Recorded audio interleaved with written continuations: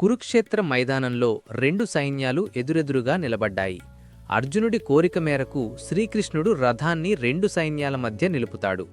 ఎదురుగా ఉన్న భీష్ముడు, ద్రోణుడు, తన అన్నదమ్ములు మరియు బంధువులను చూసి అర్జునుడు ఒక్కసారిగా విషాదంలో మునిగిపోతాడు. నా సొంతవారిని చంపి ఈ రాజ్యాన్ని నేనేం చేసుకోవాలి?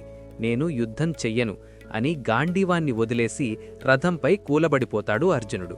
అప్పుడు కృష్ణుడు అర్జునుడికి కర్తవ్యాన్ని బోధిస్తాడు. ఆత్మకు మరణం లేదు, శరీరం మాత్రమే నశిస్తుంది.